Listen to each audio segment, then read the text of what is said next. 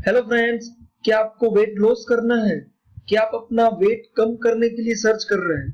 Welcome, मेरा नाम जिगर ठक्कर है और मैं एक वेलनेस कोच हूँ। मैं आपको हेल्प कर सकता हूँ और मैं आपको बता सकता हूँ कि आप अपना वजन कैसे कम कर सकते हैं। सबसे पहले आपको ये जानना है कि आप मोटे क्यों हुए। आप पहले से इतने मोटे नहीं थे, राइट? तो फिर आप कैसे मोटे हो गए? मोटे होने के बहुत सारे रीजन होते हैं। हम लोग फ्रेंड्स आजकल बहुत सारा हाई कैलोरी फूड खाते हैं और हमारी लाइफस्टाइल बहुत बिजी है। सुबह उठने के बाद हमारे पास एक्सरसाइज करने का, योगा करने का कोई टाइम नहीं रहता है।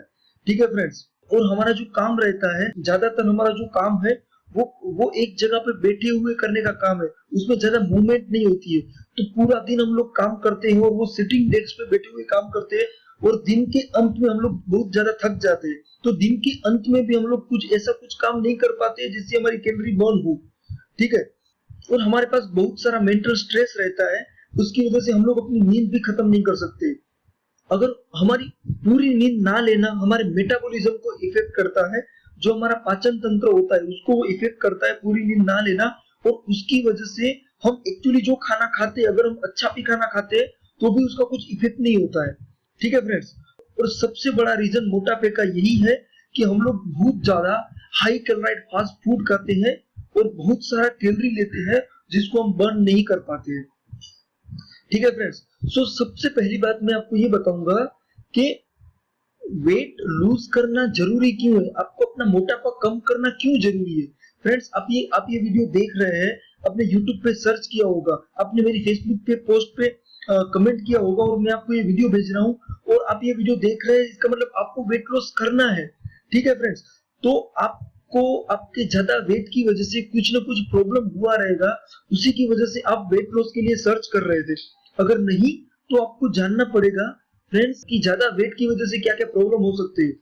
सो फ्रेंड्स देखो, joint problem, low self esteem, depression, heart attack, breathing problem, high blood pressure, type 2 diabetes, hernia, limited mobility, high cholesterol, बहुत सारे problem, bone problem, fewer employment opportunities. ठीक है फ्रेंड्स, बहुत सारे प्रॉब्लम होते हैं मोटापे की वजह से। सो मोटापे को कंट्रोल करना बहुत ही जरूरी है, बहुत ही जरूरी है फ्रेंड्स।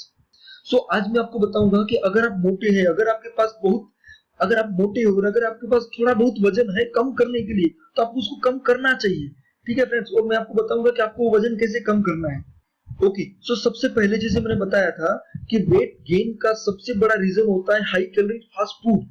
ठीक है, लेकिन मुझे बहुत सारे अपने फ्रेंड्स बताएंगे कि नहीं, मैं तो बाहर का खाना नहीं खाता हूँ, मैं इतना ज्यादा फास्ट फूड नहीं खाता हूँ, फिर भी मैं इतना ज्यादा फेट हूँ। तो फ्रेंड्स, ये हाई कैलोरी की शुरुआत कहाँ से होती है? हम जब भी मॉर्निंग में उठते हैं, ठीक है, तो सबसे पहले मॉर्निंग में हम लोग क्या खाना खाते हैं फ्रेंड्स? तो ये जो खाना चीज है, ये जो फूड है, वो फूड को आपको समझना पड़ेगा। मैं आपको फूड के बारे में बता रहा हूँ फ्रेंड्स। हमारा जो बॉडी है उसको चलाने के लिए हम लोग खाना खाते हैं, राइट? हम जो भी खाना खाते हैं उसके अंदर तीन मेजर एलिमेंट होते हैं, प्रोटीन, कार्बोहाइड्रेट एंड फैट। तो फ्रेंड्स, हम जो भी खाना खाते हैं, ठीक है, तो कुछ खाना ऐसा है जिसके अंदर बहुत ज्यादा प्रोटीन रहेगा और कम कार्बोहाइड्रेट रहेगा। कुछ खाने ऐसे हैं जिसके अंदर बहुत ज्यादा कार्बोहाइड्रेट रहेगा और कम प्रोटीन रहेगा। कुछ खाने ऐसे हैं जिसके अंदर ज्यादा फैट रहेगा। ठीक है फ्रेंड, सो मैंने आपको क्या बताया, हम लोग जो मॉर्निंग में ब्रेकफास्ट करते हैं, अभी आप मॉर्निंग में ब्रेकफास्ट क्या करते हैं फ्रेंड्स? पोहा, भाखरी, सूजी, थेपला, ब्रेड पकोड़ा, पूरी भाजी, आलू परोठा, गाठिया, इडली, ये सब कुछ चीज नॉर्मली टिपिकल इंडियन पर्सन का एक मॉर्निंग ब्रेकफास्ट होता है। ठीक है फ्रेंड, तो ये जो भी ब्रेकफास्ट हुआ, ये पूरा ब्रेकफास्ट जैसे मैंने आपको बताया था, कोई भी एक खाने के अंदर तीन मेजर चीज होता है, कार्बोहाइड्रेट, प्रोटीन एंड फैट।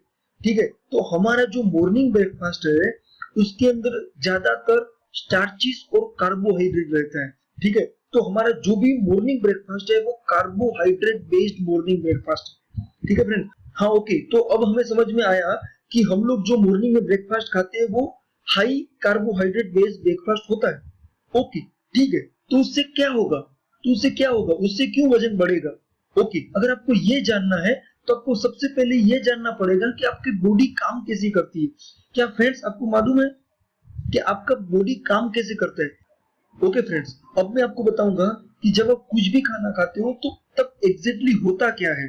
ठीक है, तो देखो फ्रेंड्स, ये हमारा शरीर है। हम जब कुछ भी खाना खाते हैं तो वो ये फूड पाइप के द्वारा हमारे शरीर के अंदर जाता है। ठीक है फ्रेंड्स, हमारे शरीर के अंदर जाने के बाद ये है स्टमक। हमारा स्टमक का काम होता है हमने जो भी फूड खाया उसको रिसीव करना और उसको डाइजेस्ट करना, उसको पचाना। ठीक है, डाइजेस्ट करने के बाद हमारे फूड में से वो एनर्जी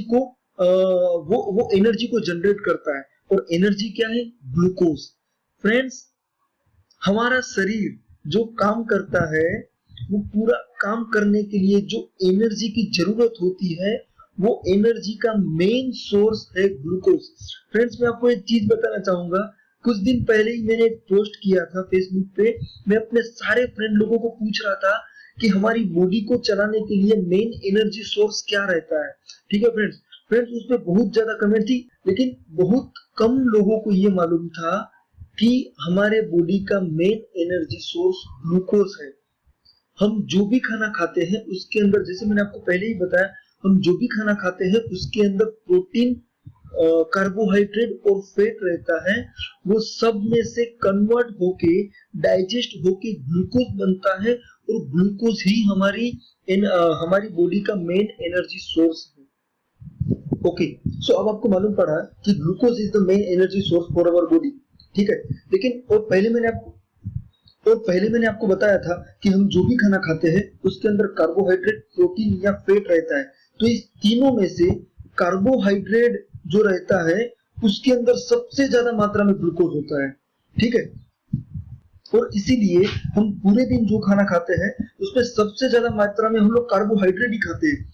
लेकिन मॉर्निंग में अगर हम लोग कार्बोहाइड्रेट ज्यादा लेंगे तो उसकी वजह से क्या होगा, वो समझने के लिए मैं आपको आगे बताऊंगा कि जब फूड डाइजेस्ट होता है उसके बाद क्या होता है। ठीक है, ओके। सो स्टमक में हमारा फूड डाइजेस्ट होने के बाद उसमें से ग्लूकोज बनता है और फूड आगे जाता है, जो छोटी आंत और बड़ी आंत में जाता है। ये छोटी आंत और बड़ी आंत है small intestine and big intestine. इनका काम है ग्लूकोज को एब्जॉर्ब करना और हमारी ब्लड स्ट्रीम में भेजना। अब मैं आपको एक चीज बताना चाहता हूँ फ्रेंड्स, आपको मालूम है दुनिया में कोई भी चीज बनती है, कुछ भी चीज ले लो, वो छोटे छोटे बहुत सारे सेल्स से बनी हुई होती है। हमारा जो पूरा बॉडी भी है वो भी बहुत सारे छोटे छोटे सेल्स से बना हुआ है, राइट। क्या किसी को मालूम है कि हमारी बॉडी कितने सेल्स से बनी हुई है? ओके, यहाँ लिखा हुआ है हमारी बॉडी 37.2 ट्रिलियन सेल्स से हमारी बॉडी बनी हुई है। ठीक है, तो ये जो पूरे 37.2 ट्रिलियन सेल्स है, उन सबको एनर्जी चाहिए, उन सबको ग्लूकोज चाहिए। और एनर्जी क्या है? ग्लूकोज।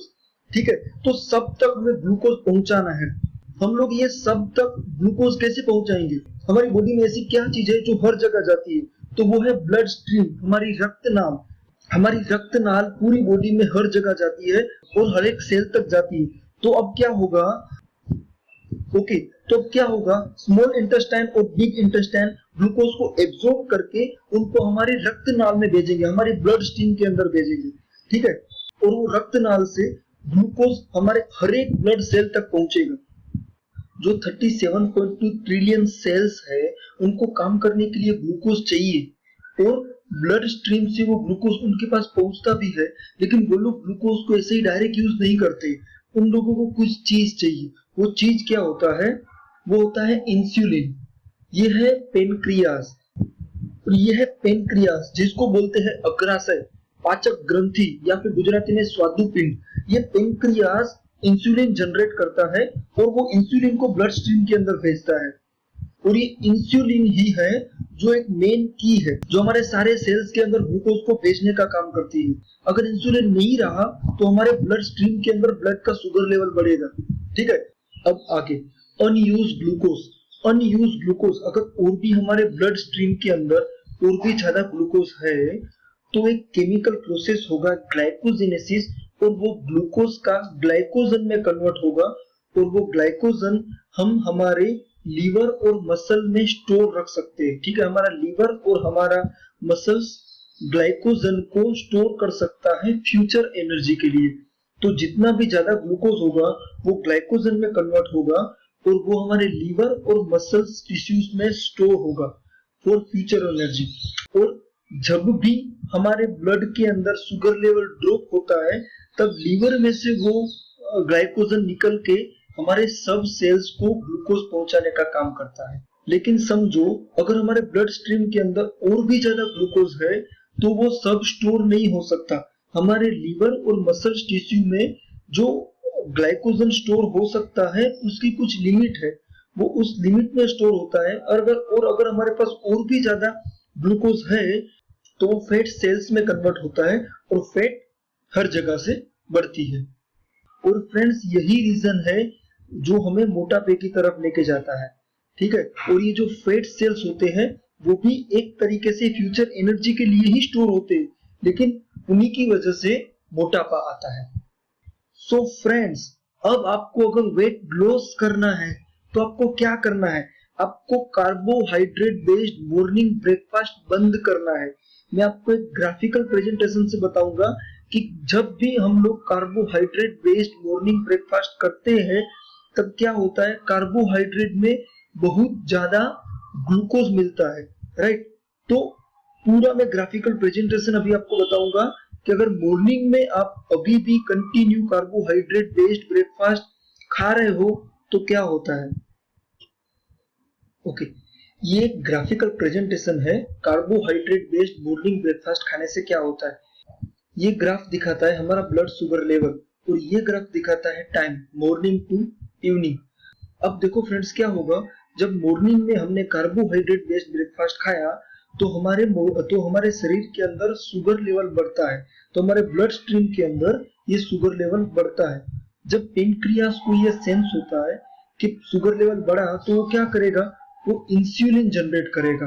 तो इंसुलिन लेवल यहाँ से बढ़ेगा। जैसे इंसुलिन लेवल बढ़ेगा तो हमारा ब्लड शुगर लेवल लो होगा। फ्रेंड्स, हमें भूख कब लगती है? जब हमारा शुगर लेवल लो होता है तभी हमें भूख लगती है। तो ये टाइम पे जब हमने मॉर्निंग ब्रेकफास्ट कार्बोहाइड्रेट लिया था तो कुछ मिड डे के ही हमें भूख लगेगी, ठीक है। तो हम लोग क्या करेंगे, जब हमें बहुत ज्यादा भूख लगती है तो हम लोग क्या करते हैं, हम लोग बहुत ज्यादा कुछ खाना खा लेते हैं और वो भी हम लोग कार्बोहाइड्रेट बेस्ड ब्रेकफास्ट ही खाते हैं। अब फ्रेंड्स देखो, ये इंसुलिन लेवल तो बढ़ा था, उससे शुगर लेवल तो कम हो गया, लेकिन अभी तक इंसुलिन लेवल कम नहीं हुआ है। अगर इंसुलिन लेवल जब तक कम नहीं होगा तब तक क्या होगा, इंसुलिन लेवल को कम होने में थोड़ा टाइम लगता है। वो एक प्रोसेस है कि इंसुलिन लेवल को कम होने में टाइम लगता है और जब तक इंसुलिन लेवल कम नहीं होगा तब तक आपका जो स्टोर्ड फैट है वो यूज नहीं हो पाता। और हमें यहाँ पे शुगर लेवल कम हुआ तो हमें भूख लगी तो हमने वापस कुछ कार्बोहाइड्रेट बेस्ड ब्रेकफास्ट खाया तो वापस हमारा शुगर लेवल बढ़ गया। तो वापस इंसुलिन लेवल बढ़ जाएगा, ठीक है। वापस इंसुलिन लेवल बढ़ जाएगा तो अगेन यही प्रोसेस होगी, तो वापस ये हमें शुगर लेवल डाउन हो जाएगा और हमें भूख लगेगी। तो यही एक विशियस साइकिल जो कंटिन्यू चलती रहती है। उसी की वजह से हम लोग दिन में बहुत ज्यादा कार्बोहाइड्रेट खाना भी खा लेते हैं, क्योंकि हम मॉर्निंग में कार्बोहाइड्रेट बेस्ड ब्रेकफास्ट खाया, उसी की वजह से हमें बहुत ज्यादा कार्बोहाइड्रेट बेस्ड खाना ही फिर आगे खाना पड़ता है, क्योंकि हमें इतने ज्यादा क्रेव होता है भूख का, ठीक है फ्रेंड्स। तो आपको ये नहीं करना चाहिए, आपको कार्बोहाइड्रेट बेस्ड ब्रेकफास्ट नहीं करना चाहिए। अब एक दूसरा पॉइंट है कि कई लोग बोलेंगे कि ठीक है ब्रेकफास्ट करना इतना रिस्की है तो हम लोग ब्रेकफास्ट ही नहीं करेंगे, ठीक है फ्रेंड्स। ये भी एक बहुत बड़ा इश्यू। अगर आप ब्रेकफास्ट बंद कर दोगे तो क्या होगा, ये एक दूसरा ग्राफ है। अगर आप ब्रेकफास्ट बंद कर दोगे तो देखो, आप सुबह उठे और आपका पेट खाली है और अगर आपने कुछ नहीं खाया तो आपको बहुत ज्यादा भूख लगेगा, ठीक है। आपको मिड डे में बहुत ज्यादा भूख लगेगा तो आप सुबह भले ब्रेकफास्ट नहीं खा तो आप मिड डे में कुछ खा लोगे और वो मिड डे में कुछ ज्यादा खाओगे जिससे वापस हमारा शुगर लेवल बढ़ेगा, ठीक है। क्योंकि अगर हम लोग ब्रेकफास्ट नहीं कर रहे तो हमें बहुत ज्यादा भूख लगेगी, क्योंकि वैसे भी हमारा ब्लड शुगर लेवल लो रहेगा क्योंकि हम लोग सो के उठे हुए, तो ब्रेकफास्ट करना तो जरूरी है। तो आपको भूख लगेगी, आप कुछ ज्यादा ही खा लोगे। अगर आप मॉर्निंग ब्रेकफास्ट अच्छे से नहीं करोगे तो आप मिड डे में कुछ ज्यादा ही खाओगे। अगर आप ज्यादा खाओगे तो वापस आपका शुगर लेवल बढ़ेगा, वापस इंसुलिन बढ़ेगा और यही साइकिल वापस चलेगी, ठीक है। ओके, तो बेस्ट पॉसिबल वे क्या है, आपको बैलेंस प्रोटीन बेस्ड ब्रेकफास्ट खाना है। इससे क्या होगा, आप बैलेंस फूड खाओगे तो आपका शुगर लेवल उतना बढ़ेगा नहीं, ठीक है। तो आपका इंसुलिन लेवल भी उतना नहीं बढ़ेगा और ये जो पूरी साइकिल, जो पूरे दिन में शुगर लेवल और इंसुलिन लेवल की साइकिल है वो बैलेंस में रहेगी, ठीक है फ्रेंड्स। सो आपको वेट कम करने के लिए यही करना है। आपको तुरंत कार्बोहाइड्रेट बेस्ड मॉर्निंग ब्रेकफास्ट जो खा रहे हैं उसको बंद करना है। सो फ्रेंड्स, ठीक है फ्रेंड्स, सो आपको वेट लॉस करने के लिए बैलेंस प्रोटीन बेस्ड ब्रेकफास्ट चालू करो और ये नॉलेज को यूज करो। अगर आपको और भी ज्यादा मेरी हेल्प की जरूरत पड़े तो आप मुझे मैसेज करो, मैं आपको बताऊंगा कि exact balance protein based breakfast मैं कौन सा यूज करता हूँ। अगर आपको वही ब्रेकफास्ट यूज करना है तो वेलकम, मैं आपको हेल्प करूंगा और मैं आपको बताऊंगा कि आपको कौन सा बैलेंस प्रोटीन बेस्ड ब्रेकफास्ट खाना है। ठीक है फ्रेंड्स, ओके, बाय।